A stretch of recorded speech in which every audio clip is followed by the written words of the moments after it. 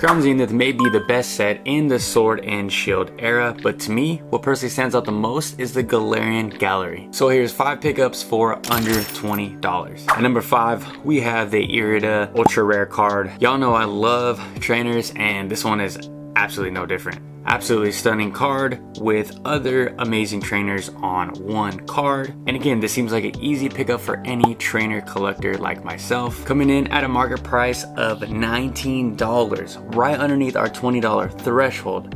I don't see this card getting any more affordable. I recently just pulled this card in my last Crown Zenith ETB opening, so I'm gonna leave a link right around here. I put this card on the list because what we're seeing in the Japanese market with all the full art trainers and the special illustration rares like the Iono, I have a strong feeling that these Galarian Gallery cards can shoot up in price once everyone's like finally wakes up to them. If you don't follow Opossum Bud, he's a great person to go follow as far as PokeTubers, and he talks about how nobody wanted these full art trainers a few years ago, and all of a sudden the waifu tax became a thing and these cards went straight to the moon. I could totally see the same outcome with the trainer gallery cards, because right now nobody wants these cards. So scoop them up while you can, and at the end of the day, it's better to be more safe than sorry. So I think there's no better time than right now to be investing in these cards early,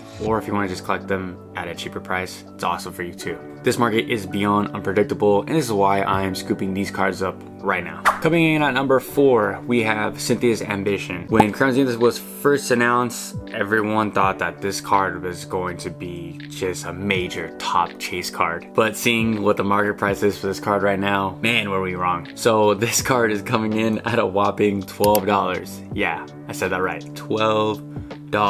This card is absolutely dirt cheap, and just who knew that these cards would crash to these insane prices? I certainly didn't. I personally feel that this card is easily a great long-term play with one of the most lovable trainers. At this price, you simply cannot lose. And I want to make it clear that I personally love these cards being this cheap because, like I said, I am a collector, I'm not a flipper and or an investor. I also think that Pokemon did a great job parenting the heck out of Crown Zenith to make it very accessible for all of us collectors to enjoy. It's awesome to absolutely love a set like Crown Zenith and to not be outbought and just pushed out by scalpers and flippers. Alright, coming in at number 3, we have the Hisuian Zoroark. Probably my favorite card on this list, simply because this art style reminds me kind of like Giratina from Lost Origin. The Pokemon is kind of like hidden in the mist and kind of the background.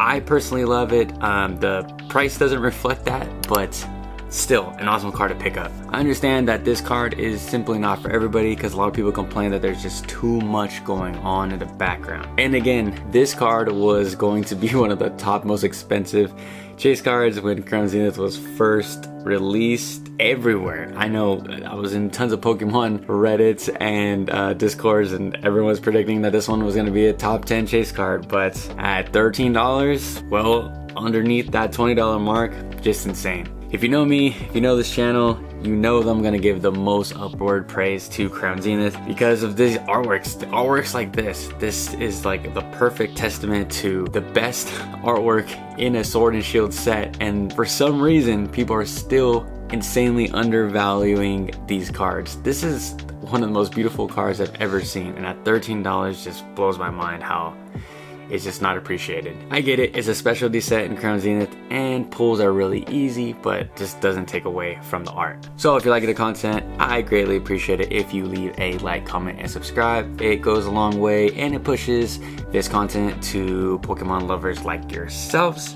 And with all being said, let's get back to these picks. At number 2, we have Melanie. This is an ultra rare card and has a market price at $6, sitting well below our $20 cap. If you guys are like myself, I absolutely love the full art trainers, and you'll absolutely love this card too. This card is super unique because it's just Melanie just cooking up something probably super good, judging by the photo. I think it's kind of rare because it just solos this character.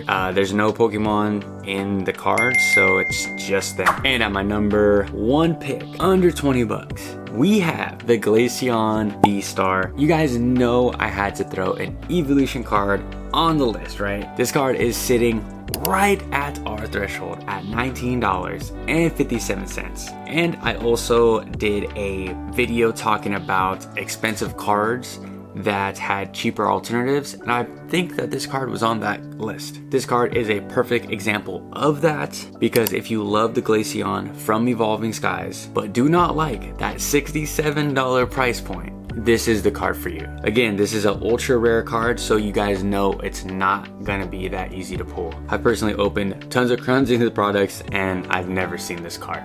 So this is an easy card to pick up for any evolution fan out there, and at right around $20, it's not gonna break the bank. So that's gonna be the video, everybody. I know this was kind of a quick video. I personally love these lists when other YouTubers do it, so I wanted to always try to add some type of value back and get you guys the best deals possible on the internet. Let me know if you agree with the picks that I had. Did I leave one of your favorite cards off on the list? I'd love to know in a comment section down below. Until next time, catch you guys later.